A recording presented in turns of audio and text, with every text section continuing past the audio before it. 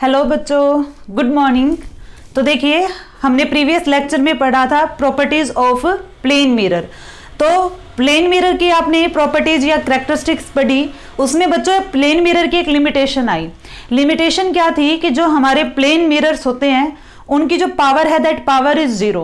Power zero का meaning क्या है? हमारे प्लेन मिरर लाइट को ना तो कन्वर्ज कर सकते हैं ना ही डाइवर्ज कर सकते हैं। कन्वर्ज का मीनिंग बच्चों होता है एक पॉइंट पर सभी लाइट रे को फोकस करना, या डाइवर्ज का मीनिंग होता है कि एक ही पॉइंट से लाइट रेज को फैला देना, डाइवर्ज कर देना। कन्वर्ज इकट्ठा करना, डाइवर्ज फैला देना। तो प्लेन मिरर ऐसा काम नहीं करता, तो इसीलिए इनकी क्या थी? लिमिटेशंस थी। तो हमें जरूरत पड़ी स्फेरिकल मिरर्स की। तो स्फेरिकल मिरर्स आज हम पढ़ेंगे बच्चों। हेडिंग डालिए स्फेरिकल मिरर्स। तो स्फेरिकल मिरर्स क्या होते हैं? A spherical mirror is that mirror whose reflecting surface is a part of a hollow sphere। देखिए बच्चों, स्फेरिकल मिरर में क्या होगा? ये वो मिरर होते हैं जिनकी रिफ्लेक्टिंग सरफेस एक होलो स्फीयर का पार्ट होता है। हम पूरा स्फीयर नहीं लेते, बल्कि हम उस पूरे स्फीयर का सम पार्ट लेते हैं। देखिए यहाँ पे डायग्राम बना भी रखा है। ये हमारा क्या है? कॉनकेव मिरर है। कॉनकेव मिरर देखिए, यहाँ पर हमने क्या लगा रखे? कंपास रख के आर्क लगा रखी है। तो अगर आप इसे कंप्लीट करते हो बच्चों, तो ये क्या बनेगा? देखो, एक स्फीयर बनेगा। और हमने पूरा स्फीयर ना लेके उसका कुछ पार्ट लिया है, तो वो बन जाते हैं हमारे स्फेरिकल मिरर्स। ओके बच्चों, तो ये थी इसकी डेफिनेशन। नेक्स्ट पॉइंट देखिए, रिफ्लेक्टिंग सरफेस जो होती है स्फेरिकल मिरर्स की, वो क्या हो सकती है? कर्व होती है। कहां पर? इनवर्ड हो सकती है या फिर आउटवर्ड हो सकती है। देखिए, अगर हम इसे डिवाइड करें टू पार्ट्स में, तो ये जो पार्ट है ये बाहर की ओर है, और ये जो पार्ट है देखिए ये इंटीरियर है। यानी कि जो स्फेरिकल मिरर्स होते हैं उनकी जो सरफेस होती है वो इनवर्ड हो सकती है अंदर की तरफ, या फिर वो क्या हो सकती है बच्चों? Outward. Outward means bulging out. Okay, तो देखिए वन साइड जो होगा मिरर का वो वेल पॉलिश्ड होता है। क्या होगा मिरर का? वन पार्ट या वन साइड क्या होगा? वेल पॉलिश्ड होगा एंड रिफ्लेक्टिंग होगा। देखिए, एंड अदर साइड जो होगी क्या होगा? वो ओपेक होगा। ओपेक का मीनिंग क्या होता है? जिसके आर पार लाइट क्रॉस नहीं कर सकती। ओपेक का मीनिंग क्या होगा? जिसके क्रॉस लाइट पास नहीं होगी। उसे हम ज्यादातर ऑफन पेंटेड रेड, अगर आपने देखा हो तो हमारे घरों में होता है बच्चों प्लेन मिरर। प्लेन मिरर के पीछे कोटिंग की जाती है, कोटिंग के पीछे रेड कलर का क्या किया जाता है? पेंट। तो सिल्वर की कोटिंग करने का मतलब क्या होता है? बिकॉज सिल्वर जो होती है that is best reflector of light. उसके बाद पेंट क्यों किया जाता है? ताकि हमारी सिल्वर की कोटिंग पर कोई स्क्रैच ना पड़े। अगर स्क्रैच पड़ेंगे तो क्या होगा? इमेज अच्छी नहीं बनेगी। ठीक है, तो हम मिरर देखना पसंद नहीं करेंगे। तो वन साइड जो होगी बच्चों मिरर की वो वेल पॉलिश्ड होगी और उसे हम बोलेंगे रिफ्लेक्टिंग, एंड अदर साइड जो होती है मिरर की दैट इज ओपेक। ओके, उसके बाद बात करें स्फेरिकल मिरर की टाइप्स की, तो स्फेरिकल मिरर्स जो होते हैं बच्चों वो टू टाइप्स के होते हैं। फर्स्ट क्या होगा? Concave mirror. सेकंड क्या होगा? Convex mirror. तो वन बाय वन हम दोनों के बारे में डिस्कशन करते हैं। तो फर्स्ट है बच्चों हमारा कॉनकेव मिरर।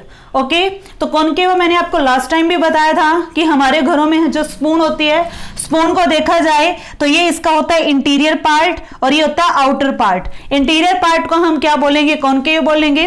कॉनकेव का मीनिंग गुफा टाइप भी समझ सकते हो, लाइक दिस। ये कॉनकेव होगा और ये बल्जिंग आउट क्या होगा? कॉन्वेक्स होगा। ठीक है बच्चों, तो कॉनकेव मिरर क्या होगा? ये वो मिरर होता है इन विच रिफ्लेक्टिंग सरफेस किस साइड होगी? Towards the centre of sphere. देखिए, हम क्या कहते हैं कि जो हमारे मिरर होते हैं वो एक स्फीयर का पार्ट होते हैं। अब स्फीयर जब आप बनाते हो तो कहीं ना कहीं सेंटर भी होगा, तो यहाँ पे हमारा क्या होगा बच्चों? सेंटर होगा। तो देखिए, इस मिरर की ये जो आउटसाइड है this is non reflecting surface. यहां से क्या रिफ्लेक्शन होगा? नहीं होगा। तो ये क्या है? हमारी non reflecting surface. Non reflecting surface. And जो इंटीरियर पार्ट है दैट इज रिफ्लेक्टिंग। अब जो रिफ्लेक्टिंग है बच्चों, इसमें सेंटर क्या है? इस रिफ्लेक्टिंग सरफेस के बिल्कुल सामने है। ध्यान से देखिए, हमारा जो रिफ्लेक्शन होगा वो इस इंटीरियर सरफेस से होगा। इंटीरियर सरफेस से होगा, इसके सामने ही क्या रखा है? सी। सी क्या होता है बच्चों? Centre of curvature. तो कॉनकेव मिरर क्या होता है? ये वो मिरर होता है जिसमें reflecting surface is towards the centre of sphere. ठीक है, अगर बात करें दूसरी सरफेस की, तो अदर सरफेस बच्चों क्या है, इसमें ओपेक है। ओपेक मींस हम स्मॉल लाइन से ड्रॉ करेंगे, लाइट उस साइड नहीं जा पाएगी क्योंकि पीछे क्या किया हुआ है, सिल्वर की कोटिंग एंड आफ्टर पेंट। तो ओपेक है और नॉन रिफ्लेक्टिंग रहेगी। It is shown shaded, shaded या फिर आप बोल सकते हो स्मॉल लाइन से हमने शो कर रखा है। तो ये था बच्चों आपका कॉनकेव मिरर। तो कॉनकेव मिरर किस टाइप से बनता है, अच्छे से आप डायग्राम देख लीजिए। चलिए अब हम करते हैं कॉन्वेक्स मिरर। क्या होगा बच्चों, ये वो मिरर होगा that mirror in which reflecting surface away from centre of sphere. तो देखिए ये हमारा है कॉन्वेक्स मिरर। सेंटर कहां पे होगा, मिड में होगा, सफियर के मिड में। तो इसमें हमारी जो रिफ्लेक्टिंग सरफेस है, देखिए अब की बार रिफ्लेक्टिंग सरफेस इस साइड आ चुकी है। इट मींस कॉन्वेक्स मिरर के केस में हमारे पास जो रिफ्लेक्टिंग सरफेस होगी बच्चों, वो सेंटर ऑफ कर्वेचर से क्या होगी, दूर होगी। लेकिन कॉनकेव मिरर में क्या था, जो हमारी रिफ्लेक्टिंग सरफेस थी वो देखिए सेंटर ऑफ कर्वेचर की तरफ है। ठीक है, तो दोनों की डेफिनेशन देख लेना बच्चों। नेक्स्ट पॉइंट, अदर सरफेस क्या होगी, ये जो अदर सरफेस है ये क्या होगी बच्चों, ओपेक होगी या फिर हम बोलेंगे नॉन रिफ्लेक्टिंग सरफेस। तो ये 2 पॉइंट्स भी आप राइट कर लीजिएगा। ये शेडेड एरिया से हम दिखाते हैं। देखिए इनर शाइनिंग जो सरफेस होती है स्टील स्पून की, जो इनर शाइनिंग सरफेस होती है स्टील स्पून की, वो किस टाइप से काम करती है, कॉनकेव मिरर की तरह। एंड जो हमारी आउटर सरफेस होगी, आउटर शाइनिंग सरफेस होगी, वो किसका काम करेगी, कॉन्वेक्स मिरर का। ठीक है बच्चों, तो ये आपने पढ़ा कॉनकेव मिरर क्या होता है, कॉन्वेक्स मिरर क्या होता है। नेक्स्ट हम पढ़ेंगे अब terms related to spherical mirrors, यानी कि स्फेरिकल मिरर से रिलेटेड टर्म्स के बारे में हम जानेंगे। ये बिल्कुल आपका बेसिक चल रहा है। अगर आप रिफ्लेक्शन चैप्टर बच्चों अच्छे से करते हो तो रिफ्लेक्शन चैप्टर आपको इजीली समझ आ जाएगा। बोथ चैप्टर्स क्या हैं, आपस में कुछ कुछ सिमिलर हैं।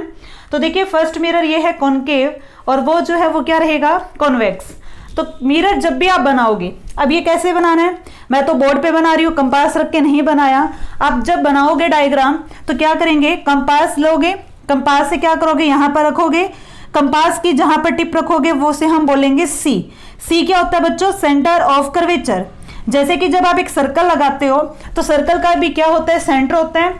लेकिन मिरर के केस में आप इसे अकेला सेंटर नहीं बोल सकते, क्योंकि हम पूरा सर्कल नहीं लेंगे, हम तो बल्कि क्या करेंगे, इतना इतना पार्ट लेंगे जहां से हमारा क्या होगा, रिफ्लेक्शन होगा। इसे हम बोलेंगे ए और ए डैश। ओके, तो यहां पर बच्चों क्या रहेगा, सी रहेगा। कंपास रख के आप यहां क्या लगाओगे, आर्क लगाओगे। ठीक है, क्या लगाएंगे बच्चों, हम यहां पर आर्क लगाएंगे। इसे हम नेम देंगे सेंटर ऑफ कर्वेचर का। अब बिकॉज ये हमारे पास क्या है, हमारा कॉनकेव मिरर, तो पीछे वाली बैक साइड को हम क्या कर देंगे, नॉन रिफ्लेक्टेड। और देखिए सेंटर का जो डिस्टेंस होता है, ये वाला पार्ट, इसे हम क्या बोलते हैं, आर बोलते हैं। और आर क्या रहता है, रेडियस ऑफ कर्वेचर। इस आर को हम क्या नेम देंगे, रेडियस ऑफ कर्वेचर। आप अकेला रेडियस नहीं बोलोगे, इसे आपको बोलना पड़ेगा रेडियस ऑफ कर्वेचर। सी को हम बोलेंगे बच्चों सेंटर ऑफ कर्वेचर। ओके, उसके बाद हम बात करते हैं प्रिंसिपल एक्सिस की। देखिए बड़ी मेन एक्सिस है। इस एक्सिस के ऊपर क्या काम होता है, आप जो भी ऑब्जेक्ट लोगे या जो भी इमेज हमारी बनेगी मिरर में, वो हमेशा कहां से हम लेंगे, प्रिंसिपल एक्सिस पे। अब प्रिंसिपल एक्सिस क्या होती है, एक स्ट्रेट लाइन होती है जो कि कहां से पास होती है, सी से सीधा मिरर से जाती है। अब ये प्रिंसिपल एक्सिस मिरर को जिस पॉइंट पर टच करती है, उस पॉइंट को बच्चों हम बोलते हैं पोल।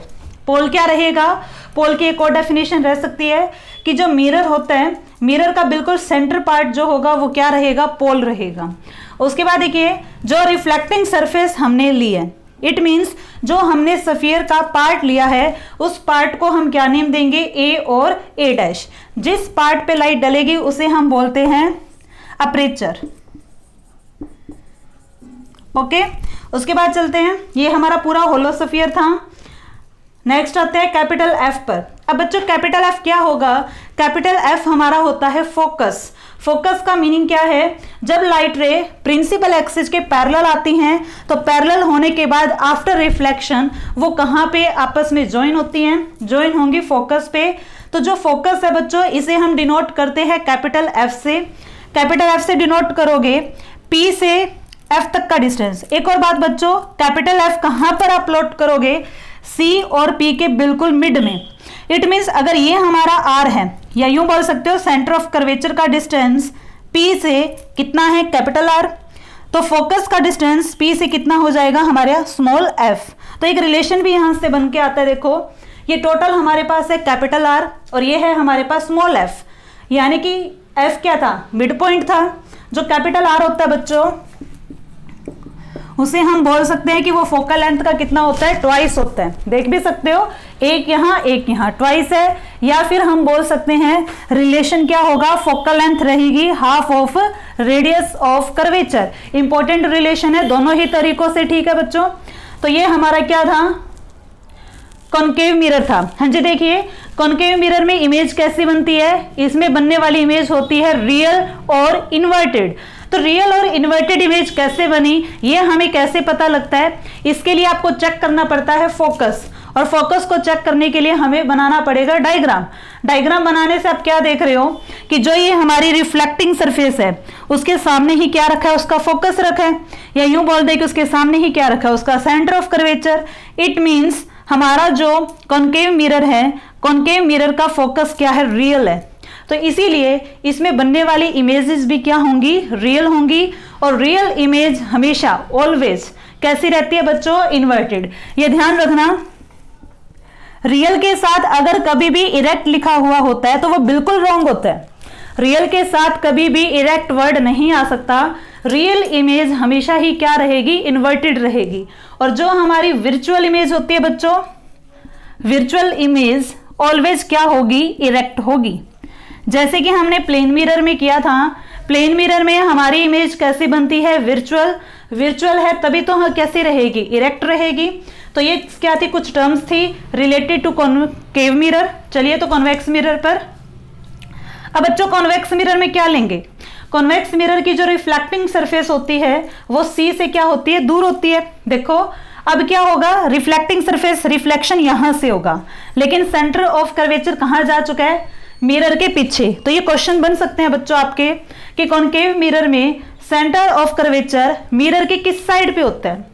ध्यान से सुने, कॉनकेव मिरर के केस में सेंटर ऑफ कर्वेचर किस साइड होता है। ऑप्शन आपके हो सकते हैं फ्रंट, बिहाइंड, बोथ साइड, इस टाइप से। तो आपका आंसर क्या होगा, in front of the mirror.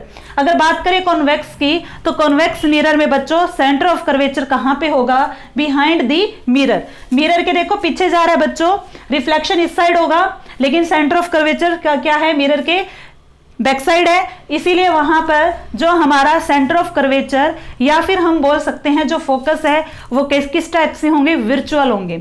और क्योंकि ये वर्चुअल है, मैंने अभी बताया, अगर आप ये चेक करना चाहते हो कि किस मिरर में इमेज किस टाइप की बनेगी, तो उसके लिए हमें चेक करना पड़ेगा C और F। और ये चेक करने के लिए आपको क्या प्लॉट करना पड़ेगा, डायग्राम। तो इस डायग्राम में देखिए, यहां से रिफ्लेक्टिंग सरफेस के पीछे बैक साइड पे क्या है, F और C है। इट मीन्स ये क्या है, वर्चुअल है। तो इमेज भी कॉन्वेक्स मिरर में बच्चों कैसी बनेगी, वर्चुअल एंड इरेक्ट। देखिए ये हमारी क्या है, सीधी लाइन, प्रिंसिपल एक्सिस सेम है, दोनों में ही टर्म्स जो रहेंगी सिमिलर रहेंगी। बट ये है कि इसमें सेंटर आगे था, उसमें सेंटर पीछे चला जाएगा। ये हमारी सिमिलर वे में radius of curvature, centre of curvature, capital F focus, pole से इसका डिस्टेंस स्मॉल f। ये ध्यान रखें बच्चों, स्मॉल f क्या होती है, फोकल लेंथ, और कैपिटल F क्या रहेगा, फोकस। उसके बाद ये हमारी रहेगी अपर्चर और ये रहेगी प्रिंसिपल एक्सिस। तो ये था हमारा terms related to spherical mirrors. अब इन ओके स्टूडेंट, तो देखिए terms related to spherical mirrors. First term क्या थी हमारे पास, अभी आपने डायग्राम में देखी, अब हम राइट करते हैं। फर्स्ट था बच्चों centre of curvature. Centre of curvature it means C क्या रहेगा, it is the centre of the hollow sphere. सीधी सी बात है बच्चों, सेंटर ऑफ कर्वेचर किसका सेंटर होगा, होलोस्फीयर का, या फिर हम बोल सकते हैं ग्लास का जो हमने लिया था, या रिफ्लेक्टिंग सरफेस जो थी मिरर की, वो जिस स्फीयर का पार्ट था उसी का सेंटर क्या होगा, सेंटर ऑफ कर्वेचर। यूजली इसे हम रिप्रेजेंट करते हैं by the alphabet C। C का मीनिंग क्या होगा बच्चों, सेंटर ऑफ कर्वेचर। अब जो रिफ्लेक्टिंग सरफेस होगी किसकी बच्चों, कॉनकेव मिरर की। आपको बताया मैंने डायग्राम में, ये टुवर्ड्स होती है C के, जबकि कॉन्वेक्स मिरर में ये क्या होगी बच्चों, अपोजिट साइड होती है C के। ये याद रखना है बच्चों कि कॉन्वेक्स मिरर में रिफ्लेक्टिंग सरफेस सी के किस साइड होती है और कॉनकेव मिरर में किस साइड। उसके बाद हम चलते हैं हमारा सेकंड पॉइंट, जो कि है बच्चों रेडियस ऑफ कर्वेचर, जिसे हम डिनोट करेंगे कैपिटल आर से। तो कैपिटल आर क्या होगा, it is the radius of the hollow sphere. जैसे कि सेंटर किसका था, होलोस्फीयर का था, तो हमारे पास कैपिटल आर भी क्या होगा, किसकी रेडियस होगी बच्चों, ये होलोस्फीयर की। इसे भी हम किससे डिनोट करते हैं, usually by the alphabet capital R. उसके बाद आता है थर्ड पॉइंट। थर्ड पॉइंट क्या था हमारा बच्चों, प्रिंसिपल एक्सिस। क्या काम होते हैं प्रिंसिपल एक्सिस पे, हमारी जो ऑब्जेक्ट होती है या इमेज होती है वो हम कहाँ पे रखते हैं, प्रिंसिपल एक्सिस पे। और ये होती क्या बच्चों, it is the straight line passing through the centre of curvature C. कहां से पास होती है ये, सी से होती क्या है, स्ट्रेट लाइन। और कहां से पास होगी बच्चों, पोल पी से किसी भी स्फेरिकल मिरर में। और ये क्या होगी बच्चों, नॉर्मल होती है टू मिरर एट इट्स पोल। जैसे कि हमने बनाया था, पोल हमारा बिल्कुल मिड में होता है, तो जो ये हमारी लाइन होगी प्रिंसिपल एक्सिस क्या होगी, बिल्कुल स्ट्रेट होगी और कहां से पास हो जाएगी, पी से। पी क्या होगा बच्चों, पोल। तो पोल के बिल्कुल क्या होगी, ये नॉर्मल होगी एट इट्स पोल। ये नोट करने वाली बात है। उसके बाद चलते हैं फोकस पे, या फिर हम बोलते हैं इसे प्रिंसिपल फोकस, डिनोट किया जाता है कैपिटल एफ से।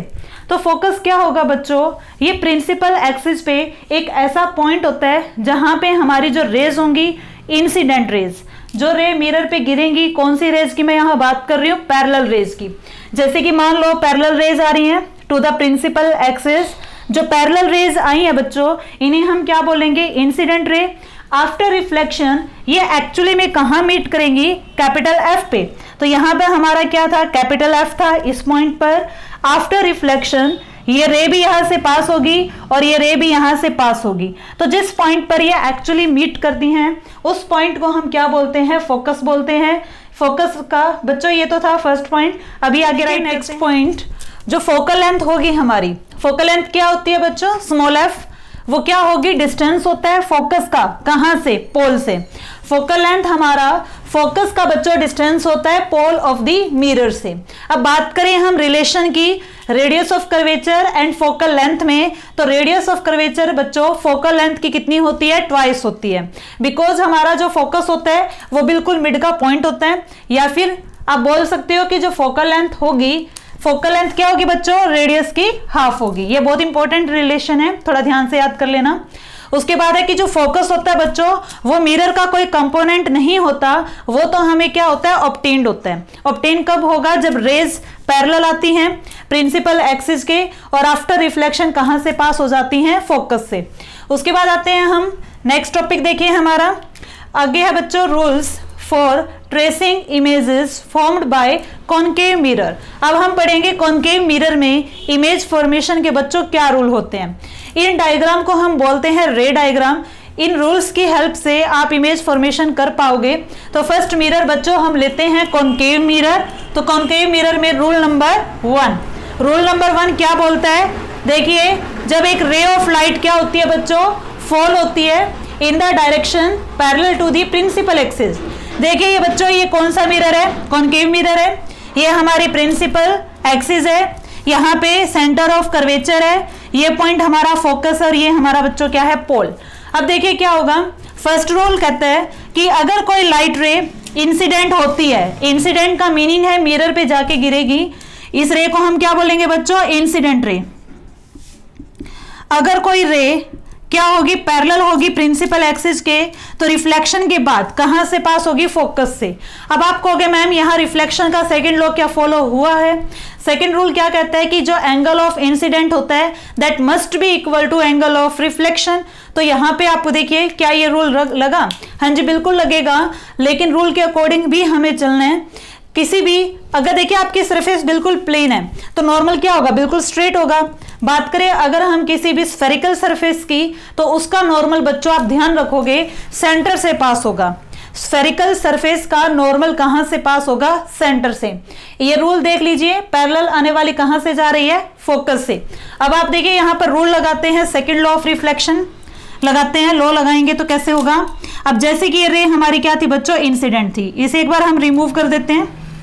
ओके, तो देखिए इस पॉइंट पे गिरी, तो नॉर्मल कहां पे बनता है बच्चों? जिस पॉइंट पर हमारी इंसिडेंट रे फॉल होती है, तो इस पॉइंट पे हुई। अब यहां पर आप क्या बनाओगे बच्चों? नॉर्मल। वो नॉर्मल कहां से पास होगा? सी से पास होगा। देखिए क्या किया हमने, नॉर्मल को सी से पास किया, तो हमारा एंगल ऑफ इंसिडेंट किसके बीच में बनता है? नॉर्मल और इंसिडेंट रे के बीच में बच्चों क्या बनता है? हमारा आई एंगल बनता है। अब हमारी रिफ्लेक्शन के लॉ क्या कहते हैं कि जितने एंगल पर हमारी रे आएगी उतने ही एंगल पे क्या होगी? रिफ्लेक्ट होगी। तो देखिए मान लेते हैं कि ये एंगल हमारा कितना है? 30 डिग्री। तो जो हमारी रिफ्लेक्टेड रे होगी वो भी क्या होगी? 30 डिग्री पे जाएगी। और 30 डिग्री पे जब वो जाती है तो ये देखा जाता है कि ये फोकस से पास हो रही होती है। देखिए बच्चों, अगर यहां पर हम क्या बनाएंगे? रिफ्लेक्टेड रे बनाएंगे। मान लेते हैं ये 30 पे आई, तो रिफ्लेक्ट भी कितने एंगल पे होगी? 30 डिग्री पे। तो ये देखा गया कि रिफ्लेक्टेड रे जो है वो कहां से पास हुई है? फोकस से। इसीलिए हमने रूल भी क्या बनाया? कोई भी रे बच्चों अगर प्रिंसिपल एक्सिस की क्या होगी? पैरेलल होगी, तो after reflection it goes from the focus of the mirror. चलिए तो नेक्स्ट रूल पे आते हैं, रूल नंबर 2, जो कि जस्ट इसका क्या है? अपोजिट है। देखिए दोनों याद करने में कोई दिक्कत नहीं होगी बच्चों आपको। अगर कोई रे पैरेलल होती है, पैरेलल रे कहां से पास होगी? फोकस से। लेकिन अगर कोई रे फोकस से होकर मिरर पर गिरे, फोकस से होकर मिरर पर गिरे, आफ्टर रिफ्लेक्शन कहां जाएगी? पैरेलल हो जाएगी। देखिए दोनों रूल कितने मैच होते हैं? पैरेलल है तो फोकस से पास हो रही है, और अगर फोकस से होकर आके गिरी है मिरर पे, आफ्टर रिफ्लेक्शन कहां जा रही है बच्चों? वो पैरेलल जा रही है। तो यहां भी कौन सा रूल फॉलो होगा? सेकंड लॉ फॉलो होगा। ठीक है, तो ये हमारी क्या है? Incident ray. ये हमारा क्या है बच्चों? फोकस। ये आके मिरर पे गिरी, फॉल हुई, तो कहां जाएगी? पैरेलल जाएगी। ये था बच्चों हमारा रूल नंबर 2। अब हम चलते हैं रूल नंबर 3 पे।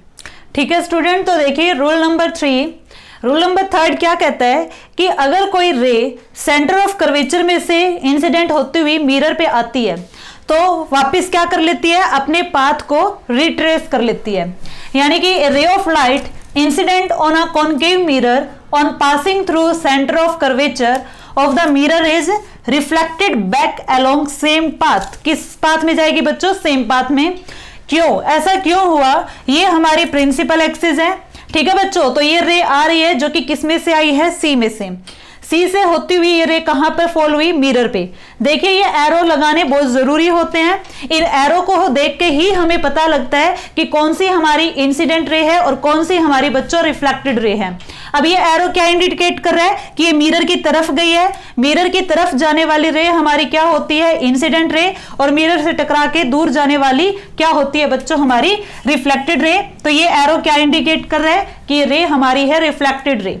बच्चों देखो क्या है, मैंने आपको बताया था कि स्फेरिकल मिरर के जो हमारी नॉर्मल होता है वो कहां से पास होता है? सेंटर ऑफ कर्वेचर से।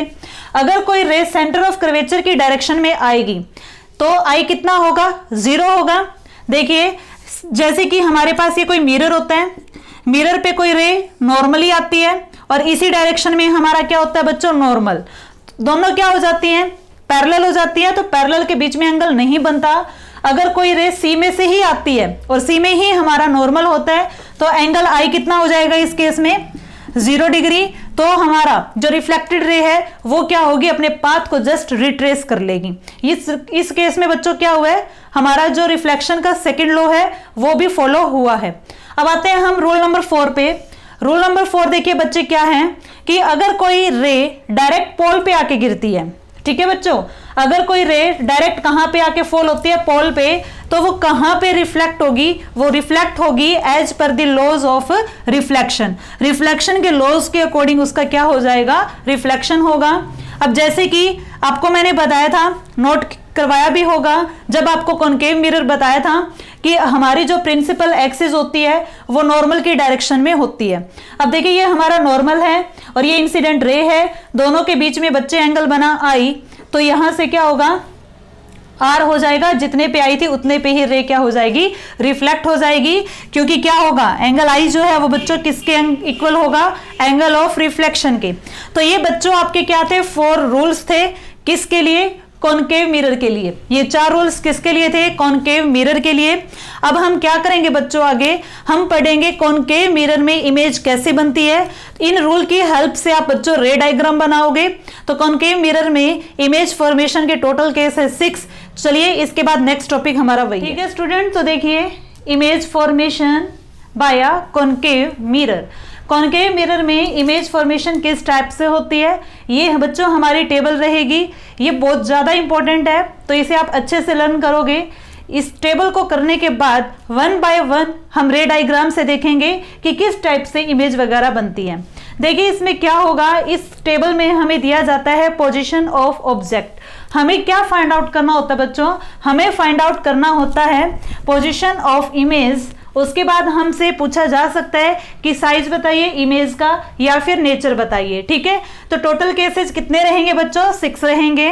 देखिए तो फर्स्ट केस में हमें गिवन है ऑब्जेक्ट की पोजीशन, जो कि कहां पर है बच्चों? इन्फिनिटी पर।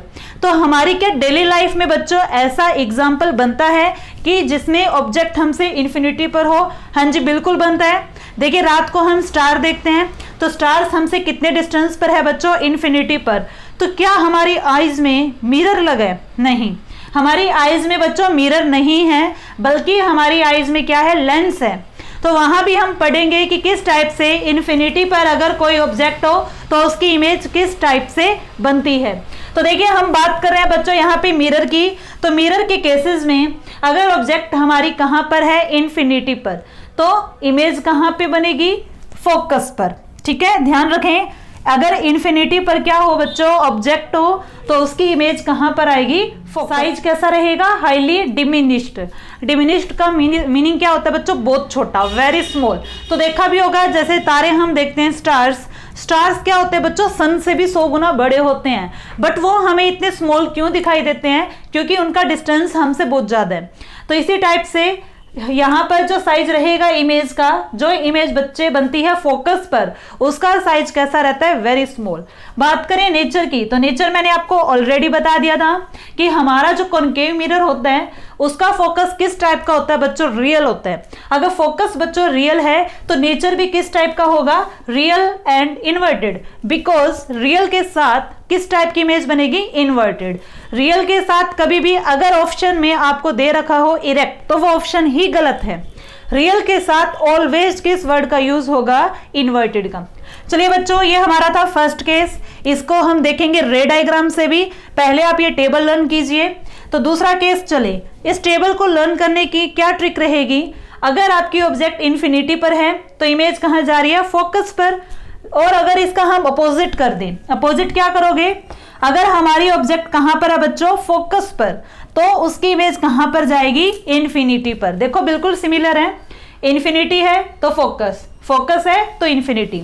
अब अगर इन्फिनिटी पर कोई इमेज बन रही है किसी ऑब्जेक्ट की, तो उसका साइज क्या होगा?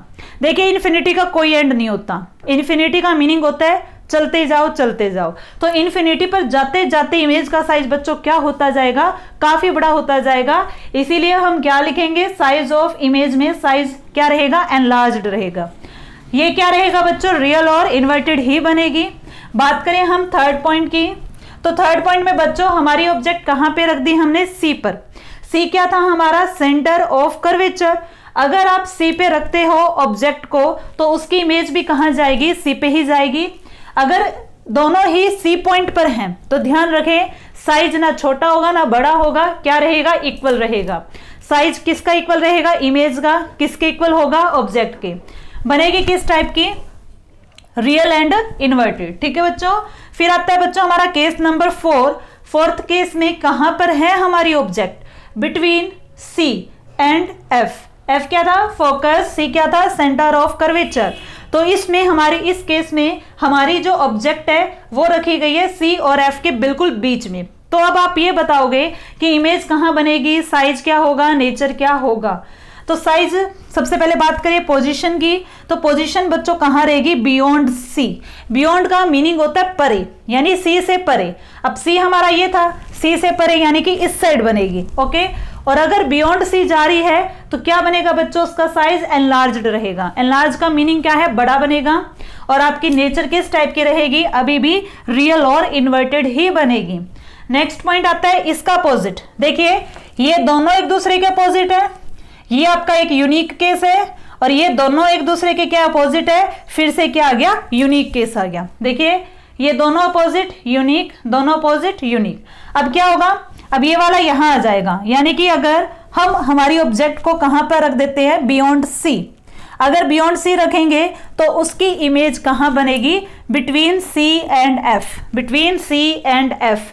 तो बी, सी और एफ के बीच में बनेगी, तो बीच में आने वाली इमेज का साइज क्या हो जाएगा, स्मॉल हो जाएगा। नेचर किस टाइप का रहेगा इमेज का, अगेन सेम होगा, रियल एंड इन्वर्टेड। तो देखिए बच्चों ये दोनों सिमिलर थे, ये दोनों एक दूसरे के सिमिलर थे, ये अकेला था। अब लास्ट पे आ जाइए। और कॉनकेव मिरर में सबसे ज्यादा मोस्टली यूज होता है इस केस का। तो देखिए 6th केस क्या है, बिटवीन फोकस एंड पोल। अब हमारी जो ऑब्जेक्ट है बच्चों वो कहां पे रखी गई है, फोकस पे एंड पोल पे, ठीक है। तो कहां बनेगी अब इमेज, इमेज बनेगी बिहाइंड द मिरर। एक और बात आप डायरेक्ट याद कर सकते हो, जैसे कि ये प्लेन मिरर होता है, प्लेन मिरर के पीछे इमेज बनती है, पीछे बनती है, वो किस टाइप की होती है, वर्चुअल एंड इरेक्ट। अब हम दूसरा मिरर पढ़ रहे हैं, कॉनकेव मिरर। कॉनकेव मिरर के जितने केस आपने ऊपर पढ़े हैं 5 केसेस तक, इन केसेस में इमेज बन रही है बच्चों इन्वर्टेड। और ये सारी इमेज कहां बनेगी, मिरर के बिल्कुल सामने बनेगी, ना कि पीछे। क्योंकि बिहाइंड द मिरर बनने वाली इमेजेस क्या होती हैं, हमेशा ऑलवेज विर्चुअल होती हैं। कोई भी इमेज अगर मिरर के पीछे बने तो वो क्या रहेगी बच्चों, वर्चुअल रहेगी। तो लास्ट केस में भी क्या होगा, हमारी जो इमेज है वो कहां पे जा रही है, बिहाइंड द मिरर। अगर बिहाइंड द मिरर है तो क्या होगा, विर्चुअल बनेगी। और विर्चुअल इमेज ऑलवेज क्या होती है, इरेक्ट होती है। साइज क्या रहेगा इसमें बच्चों, किसका, इमेज का, तो वो रहेगा एनलार्ज्ड। तो जो हमारा केस नंबर 6 है ये मोस्टली यूज होता है। यूज क्यों होता है मोस्टली यूज, क्योंकि इसमें जो इमेज बनती है वो इमेज कैसी बन रही है, इरेक्ट बन रही है। ओके, तो ये था हमारा इमेज फॉर्मेशन। इसके बाद हमारा नेक्स्ट टॉपिक रहेगा बच्चों, कॉन्वेक्स मिरर में रूल पढ़ेंगे। रूल्स पढ़ने के बाद हम उसके लिए भी क्या बनाएंगे, टेबल बनाएंगे। टेबल बनाने के बाद हम क्या पढ़ेंगे, तीनों मिरर के यूजेस। तीनों मिरर कौन कौन से, plane mirror, concave mirror, convex mirror. तीनों मिरर के यूज पढ़ने के बाद हम पढ़ेंगे बच्चों लीनियर मैग्निफिकेशन। लीनियर मैग्निफिकेशन को पढ़ने के बाद हमारा लास्ट टॉपिक क्या होगा, स्फेरिकल मिरर्स के लिए sign convention and lens equation. And last में हम प्रैक्टिस करेंगे न्यूमेरिकल्स की। उसके बाद आपका रिफ्लेक्शन जो चैप्टर है बच्चों उसका फर्स्ट पार्ट कंप्लीट होगा। उसके बाद हमारा बच जाएगा रिफ्लेक्शन। ओके बच्चों, थैंक यू।